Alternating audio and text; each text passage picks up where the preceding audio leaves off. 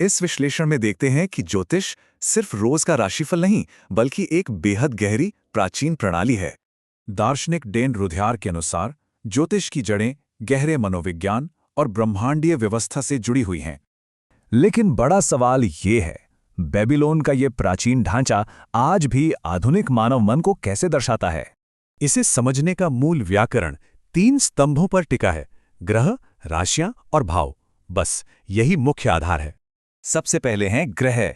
ये हमारे भीतर के मनोवैज्ञानिक प्रेरक हैं, तेज व्यक्तिगत ग्रहों से धीमी पीढ़ीगत शक्तियों तक। दिलचस्प बात, यूरेनस की खोज 1781 में हुई, ठीक उसी समय जब दुनिया भर में बड़ी क्रांतियां हो रही थीं। दूसरी कड़ी हैं राशियां। ये इन ग्रहीय शक्तियों को अग्नि, पृथ्वी, वायु या जल तत्व के जरिए व्यक्त करती हैं।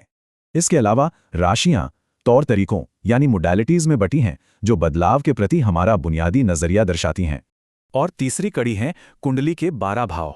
ये जीवन के विशिष्ट भौतिक और भावनात्मक क्षेत्रों का पूरा नक्शा है। उदाहरण के लिए 8वां भाव, ये साझा संपत्ति और जीवन में गहरे प्रतीकात्मक बदलावों का बेहद गहन क्षेत्र है। हैरान करने वाली बात, मॉर्गेज का शाब्दिक अर्थ ही मृत्यु अनुबंध है, जो 8वें भाव से एकदम सटीक बैठता है। तो मूल सूत्र बना ग्रह, राशि और भाव का संयोजन। चलिए इसे कुछ मशहूर हस्तियों के चार्ट पर लागू करें।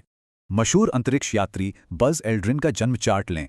ये आकाशीय भाषा को बहुत शानदार तरीके से समझाता है।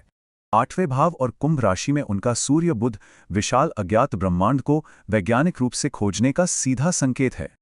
अब रॉक लेजेंड मिक जैगर का चार्ट देखते हैं। यहां बिल्कुल अलग ही तरह की ऊर्जा और गतिशीलता दिखती है।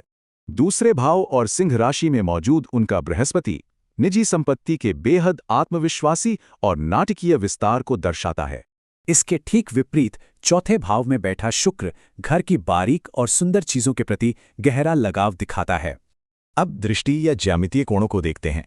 यही कोण ग्रहों के बीच तनाव या आसान प्रवाह तय करते हैं।